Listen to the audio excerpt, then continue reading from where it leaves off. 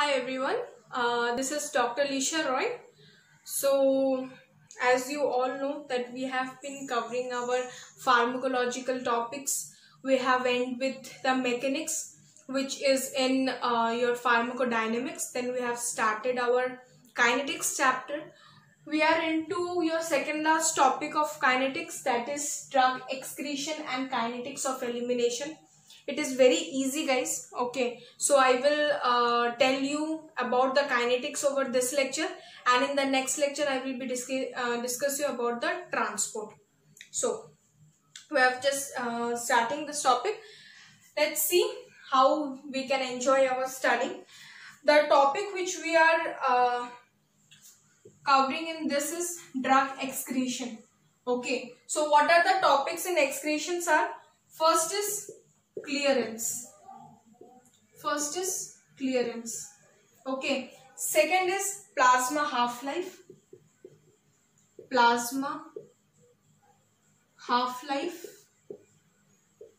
Third is plateau principle. And your fourth is target level strategy.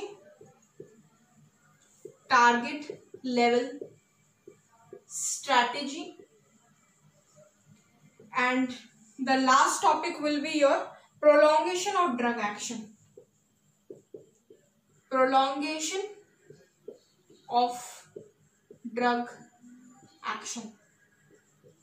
Again I repeat, we are studying the drug excretion and kinetics. Here we have been clearing about your clearance, plasma half-life, plateau principle, target level strategy and prolongation of drug action.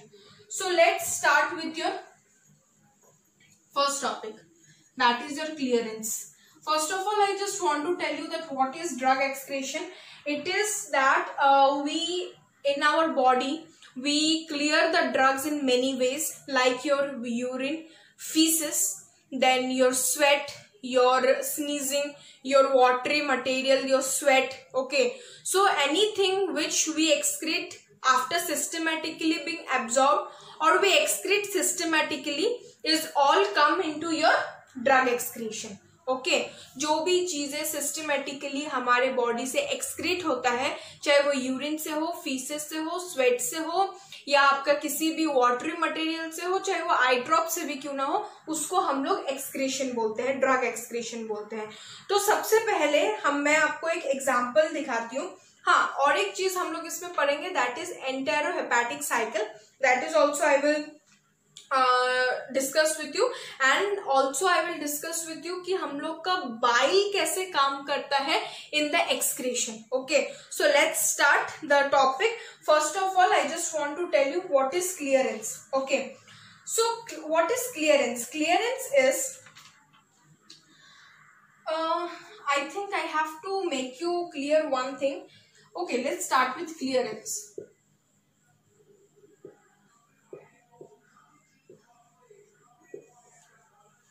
Volume of plasma. Okay, what is volume of plasma? Volume of plasma is, for example,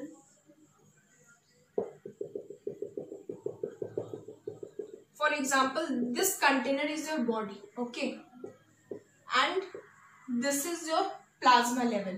Okay, so from which the drug is completely removed per unit time.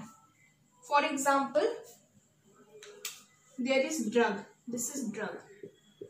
Okay, so per unit time how much drug is excreting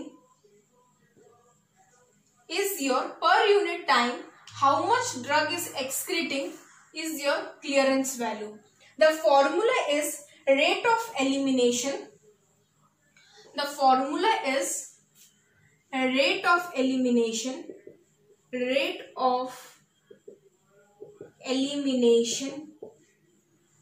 upon, see, the rate of elimination upon concentration of plasma. This is what? This is your clearance level. Okay, I just give you an example of this. For example, this is your system and this is your vessel. Okay, this is your vessel. Okay, so the thing is, for example, you have your 10 mg per ml, 10 mg per ml drug into, and here what happens, here it is your organ of elimination.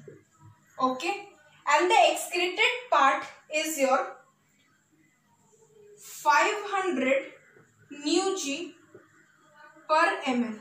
Okay, so what is the clearance is 500 upon 10 is equal to 50 μg per ml.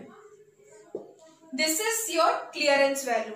तो for example कि ये आपका container है, ठीक है, ये हमारा body है, बॉडी में हम लोगों का पर यूनिट टाइम में कितना ड्रग एक्सक्रीट हो रहा है is our clearance level. Okay, for example 10 mg का मैंने ड्रग लिया और 500 μg हम लोगों का एक्सक्रीट हो रहा है, तो 500 upon 10 the formula is rate of elimination upon concentration of plasma. Okay, so first topic is your clearance. I think I am clear with your clearance. See guys, I told you in every topic pharmacology is very volatile chapter. You have to visit my formula or you have to see my videos again and again, or if you are making notes then revise it again and again. Okay, so this is your clearance level. Now come into your first order kinetics. What is your first order kinetics? First order kinetics is drug which do not saturate the process of elimination.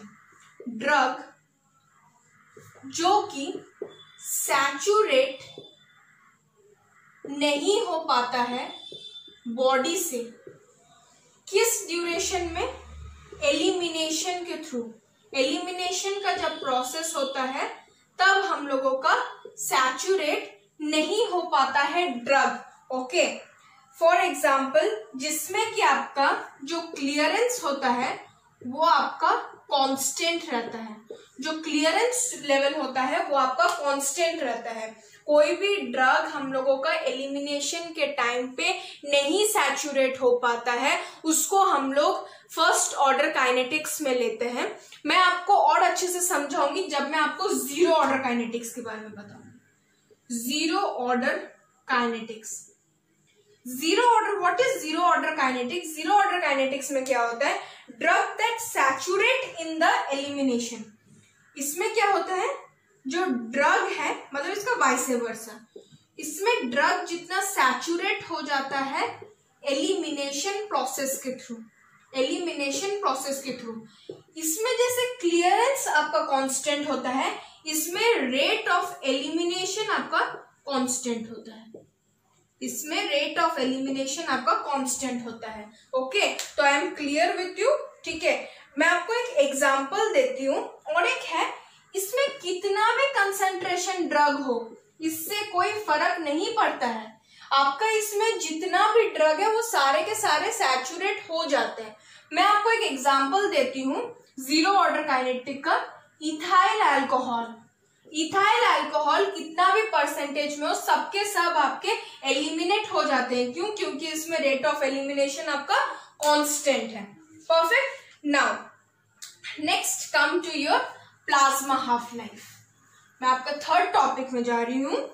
What is plasma half life? Right, देखो plasma half life, just right it. Plasma half life. Plasma half life क्या होता है? देखो, जैसे मान लो इस container में आपका ड्रग्स है, ठीक है, कितना टाइम इसको लगता है इस कंटेनर को हाफ होने में, that is your plasma half life. कहने का मतलब है ये आपका ड्रग है. ड्रग को आधा होने में बॉडी में, जैसे आपने 10 mg का ड्रग लिया है, उसको 5 mg होने में बाकी एक्सक्रीट हो जाता है. तो 5 mg होने में कितना टाइम लगता है is your T half. Okay, और your plasma half life. Okay, for example मैं आपको एक ग्राफ दिखाती हूँ, आपको समझ में आ जाएगा कि ये क्या है। ठीक है, मान लीजिए ये आपका डिस्ट्रीब्यूशन है, ठीक है, ये आपका टाइम है और ये आपका ड्रग है। ठीक है, I am clear to you, ये आपका ड्रग है, या फिर एक काम कीजिए ये आपका प्लाज्मा लेवल है, it will be more easy to understand. ये आपका है प्लाज्मा कंसंट्रेशन। ठीक है, मान लीजिए आपका एलिमिनेट हुआ ड्रग ऐसे, ये होता है कर्व को हम लोग दो हिस्सों में बांटते हैं, एक अल्फा जो कि रैपिडली एलिमिनेट हो रहा है और एक होता है आपका बीटा जो धीरे धीरे एलिमिनेट हो रहा है। जो अल्फा जो होता है वो आपका डिस्ट्रीब्यूशन होता है, मतलब कि ड्रग आपके बॉडी में जब आपके बॉडी में जाता है उसके बाद आपके बॉडी में जब डिस्ट्रीब्यूट होता है तभी भी तो वो यूटिलाइज हो रहा है ना, तो जो यूटिलाइज हो रहा है वो आपका डिस्ट्रीब्यूट हो रहा है। तो जब डिस्ट्रीब्यूट होते हैं तो वो ड्रग्स तो यूज हो रहा है, तो उसमें भी उसका एक्सक्रीशन हो रहा है, उसमें भी वो एक्सपोनेंशियली वो डाउन हो रहा है, उसमें भी आपका प्लाज्मा हाफ लाइफ आ रहा है, या कुछ तो आपका उसमें डिक्रीज हो रहा है आपका ड्रग्स। तो वो क्या है, वो है आपका डिस्ट्रीब्यूशन। इस तरीके से वो एक्सपोनेंशियली उसका ड्रग का प्लाज्मा कंसंट्रेशन कम हो रहा है। जो दूसरा बीटा जो मैंने बोला है ये आपका होता है एक्सक्रीशन, जो इतना फास्ट तो नहीं होता है पर ये धीरे धीरे एक्सक्रीट होता है। ठीक है, हमेशा जो बॉडी में जो एक्सक्रीशन होता है चाहे आपका वो फर्स्ट ऑर्डर हो चाहे जीरो ऑर्डर हो, डिस्ट्रीब्यूशन से कम होता है। और ये इंपॉर्टेंट भी है, अगर मुझे दर्द हो रहा है मगर मैंने दवाई खाई है तो मैं तो यही चाहूंगी ना कि जल्द से जल्द वो काम करे, राइट। तो मेरा अल्फा मैं चाहूंगी कि वो ज्यादा हो और जो बीटा है वो आपका एक्सक्रीशन हो। कहने का मतलब कि बीटा एक्सक्रीट आपका धीरे धीरे करे, ज्यादा से ज्यादा टाइम जो ड्रग है वो हमारे बॉडी में रहे, राइट। तो इसको हम लोग बोलते हैं डिस्ट्रीब्यूशन कर्व और इसको हम लोग बोलते हैं फेज ऑफ एलिमिनेशन, इसको हम लोग बोलते हैं फेज ऑफ एलिमिनेशन। ठीक है, I think I am clear to you. मैं आपको एक एग्जांपल देती हूँ टी हाफ का। टी हाफ का क्या, फॉर एग्जांपल ये मैंने आपको पहले भी बताया है प्लाज्मा हाफ लाइफ में क्या होता है, 4 आपके टी हाफ होता है, first, second T half, third T half, fourth T half, ये आपका प्लाज्मा हाफ लाइफ ही है। इसमें 50%, इसमें 50%, इसमें आपका 50 प्लस 25%, इसमें आपका वैसे ही जाएगा 50 प्लस 25% प्लस 25 डिवाइडेड बाई 2, इसमें जाएगा आपका 50% plus 25% plus 25 divided by 2 plus 1 plus your 1 and 2, 2.5, okay, 2.5 divided by 2 like 6 और 5.5, दिस इज। तो हाफ मतलब 50, आधा आधा होता जाएगा हाफ लाइफ में 50%, सेकेंड हाफ में 50 प्लस आपका जो भी है, ठीक है, थर्ड लाइफ में 50 प्लस 25 डिवाइडेड बाई 2, ऐसे करके ये हम लोगों का प्लाज्मा हाफ लाइफ होता है। ठीक है, now come to your half life representation. Half life का क्या रिप्रेजेंटेशन होता है, हम लोगों ने ग्राफ देख लिया क्या होता है ये देख लिया, अब हम लोग देखते हैं कि इसमें हम लोगों का रिप्रेजेंटेशन कैसे होता है। Okay, so let's see. Aspirin, what is the plasma half life? 4 hours, most important question in dentistry. Now penicillin 30 minute में आधा एक्सक्रीट हो जाता है बॉडी से। Doxycycline 2 hours, okay. Then your metronidazole that is your 8 hours, okay. Then comes to your phenobarbital, that is your 90 hours, okay. अगर और एक चीज मैं आपको बताना चाहती हूँ जिसको हम लोग बोलते हैं स्टेडी स्टेट। अगर हम लोग किसी भी ड्रग को बार बार दे रहे हैं इसका मतलब ये नहीं है कि उसका पावर उतना ही बढ़ जाएगा या उसका कंसंट्रेशन उतना ही बढ़ जाएगा। एक लिमिट है बॉडी का जहां पे आके वो स्टेडी स्टेट को रीच कर जाता है और वहीं पे वो रुक जाता है। इसको हम लोग बोलते हैं steady state plasma concentration. Steady plasma, पूरा लिख देती हूँ मैं, स्टेडी प्लाज्मा कंसंट्रेशन। ठीक है, स्टेडी प्लाज्मा कंसंट्रेशन। इसमें मैं बोलना चाह रही हूँ, अगर हम ड्रग को रिपीटेड मैनर में देते हैं दैट डजंट मीन कि उसका पावर बढ़ता जा रहा है। ठीक है, तो that is known as your steady plasma concentration. इसका फॉर्मूला है dose rate upon clearance level और क्लियरेंस रेट। ओके, और एक चीज आता है आपका इसमें, जैसे डोज रेट क्या होता है, या फिर आपका शॉर्टर टी हाफ्स किस किस में होते हैं, ये आपके अदर ये सब यूनिवर्सिटी एग्जाम्स है, you have to go through that. Now come to your last topic, that is your toxicity. Okay, not last topic, it's your second last topic कि टॉक्सिसिटी क्या होता है। सी, टॉक्सिसिटी ये हम लोग बेसिक फार्माकोलॉजी में भी पढ़े हुए हैं, पढ़ाई मतलब कि टॉक्सिसिटी होता है, फॉर एग्जाम्पल मैंने आपको कोई भी ड्रग दिया, ठीक है, फॉर एग्जाम्पल मैंने आपको एलए दिया, एलए में जरूरी नहीं है कि उसका हाई पावर से या उसके ज्यादा डोज से मेरा बॉडी उसको एक्सेप्ट कर ले। ठीक है, it also cause toxicity. Okay, it does not work, वो अपना वर्क तो करेगा ही नहीं, but also it causes toxicity. Important toxicity नहीं है इसमें, इंपॉर्टेंट एक वर्ड है लोडिंग डोज। टॉक्सिसिटी में एक आता है लोडिंग डोज। मान लो कि कोई भी मतलब कोई भी ड्रग आपका वर्क नहीं कर पा रहा है। ओके, ड्रग नहीं काम कर पा रहा है, या फिर उसको थोड़ा सा डोज चाहिए आपका उसके पीक तक या उसके वर्क तक पहुंचने में। मैं आपको समझाती हूं, loading dose. Okay, what is loading dose? For example, target plasma concentration into drug dose और वॉल्यूम ऑफ ड्रग, और volume of drug, volume of drug by target, जो हम लोग का जो टारगेट है। ठीक है, by target. Okay, it is for the maintenance और the initial, this is your loading dose. Okay, now comes to your first topic, जो हम लोग पहले जो हम लोग पढ़ रहे थे कि मैंने आपको बोला, मैं एक चीज आपको मैं बताऊंगी, enterohepatic cyclic of drug. Enterohepatic cyclic of drug ये आपका क्या होता है? देखो,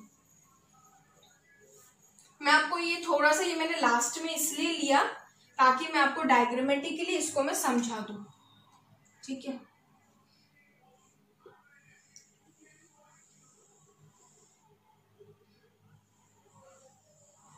यह हो गया आपका नेफ्रॉन। ओके, नेफ्रॉन में what is excretion? Glomerular filtration, glomerular filtration plus tubular reabsorption plus tubular secretion. This is clear? Okay. Now, इससे पहले भी एक फेज आता है। ठीक है, इससे पहले कौन सा फेज आता है? फॉर एग्जाम्पल, अगर आपको इसी का मैं आपको एक बार में बता देती हूँ, इसका काइनेटिक्स के बारे में मैं आपको बता देती हूँ। ठीक है, इसमें आपके तीन चीज आती है, बायो अवेलेबिलिटी, क्लियरेंस, एक बायोकाइनेटिक्स है guys, don't get confuse. Bioavailability, clearance and volume of distribution, volume of distribution. I think we are clear with your clearance. पहले मैं आपको ये बता दूं मैंने क्या बोला। देखो इस लेक्चर में मैंने आपको जो भी पॉइंट सबसे पहले मिसलेनियस थे, जैसे कि प्लाज्मा हाफ लाइफ हो गया, लोडिंग डोज हो गया, टॉक्सिसिटी हो गया, आपका अदर जो भी टॉपिक्स था वो मैंने कंप्लीट करवा दी इंक्लूडिंग क्लियरेंस। ओके, अब मैं आपको सबसे इंपॉर्टेंट टॉपिक पढ़ाने वाली हूँ इसका, ठीक है। आप ध्यान से सुनिएगा। मैंने आपको बोला व्हाट इज एक्सक्रीशन। एक्सक्रीशन होता है आपका glomerular filtration plus tubular reabsorption plus tubular secretion, ठीक है। ये तीनों मिलके आपका एक्सक्रीशन होता है। और मैंने काइनेटिक्स में बोला bio availability plus clearance plus volume of distribution, ये तीन मिलके आपका काइनेटिक्स होता है, ठीक है। अब ड्रग एलिमिनेशन, ठीक है, ड्रग एलिमिनेशन या फिर आपका बायो अवेलेबिलिटी, ठीक है, इसमें क्या होता है metabolic deactivation, metabolic deactivation, okay, metabolic deactivation plus excretion, plus excretion, okay. And what is your volume of distribution? It include your first order kinetics, zero order kinetics. What it include? First order kinetics, first order kinetics and zero order kinetics, zero order kinetics, okay. ये तीन मैंने आपको बता दिया। ये मैंने बता दिया कि एक्सक्रीशन में क्या होता है, ये मैंने आपको बता दिया कि बायो अवेलेबिलिटी, क्लियरेंस और वॉल्यूम ऑफ डिस्ट्रीब्यूशन में क्या होता है। अब हम लोग आते हैं टॉपिक में योर एंटेरोहेपेटिक, जिसके लिए हम लोगों ने पूरा का पूरा सबसे पहले पढ़ा, तो उसको भी मैं आपको डायग्रामेटिकली बताऊंगी। गिव पेशेंस गाइस, क्योंकि ये टॉपिक्स थोड़े बड़े हैं, I know, but please give patience. अगर ये हम लोगों का क्लियर हो जाएगा तो फिर we will get a very very big advantage in other chapters, okay.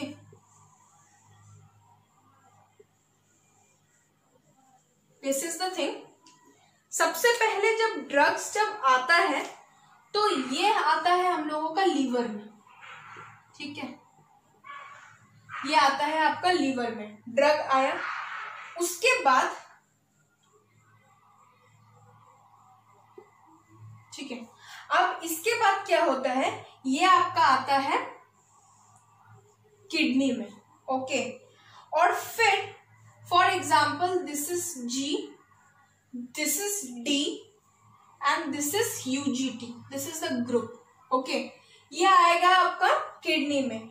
Kidney में क्या होता है आपका डी और G group get together and this UGT group get out of this department, जिससे कुछ ड्रग्स आपके यूरिन से निकल जाते हैं। जो बचे हुए ड्रग्स होते हैं डी एंड जी, ओके, ये आपका चला जाता है यहां पे, ठीक है। ये क्या है आपका गट, ठीक है। ये क्या होता है पोर्टल वेन के थ्रू अगेन आपका लीवर में जाता है, अगेन आपका लीवर में जाता है।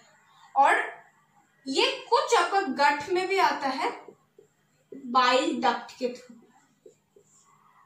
ओके। और आपका क्या होता है इसमें, आपका यहां पे ये जो ड्रग्स, ये जो फंक्शनल ग्रुप जो बना एटीपी के थ्रू, ये चला जाता है आपका सिस्टेमिक सर्कुलेशन में। I think I am clear to you. इसको बोलते हैं हम लोग enterohepatic circulation. So I just repeat once again, एक ड्रग आया GND और एक फंक्शनल ग्रुप के साथ, ये आपका किडनी में गया, जो भी एक्सक्रीट हुआ वो आपका यूरिन में हो गया, जो बचा हुआ था वो आपके गट में आ गया, गट में आके क्या हुआ, पोर्टल वेन से फिर से आपका लिवर में गया और कुछ आपका बाइल डक्ट से डायरेक्ट गट में आ गया, और जो है आपका जो फंक्शनल ग्रुप है विच इज नॉट एक्सक्रीटेबल वो आपका ATP के थ्रू आपका सिस्टमिक सर्कुलेशन में चला गया. This is known as internal hepatic circulation. Okay, so any doubt, anything, you can message me, you just get me through my WhatsApp number. And here I end up my drug excretion. In the next topic I am coming with the drug distribution.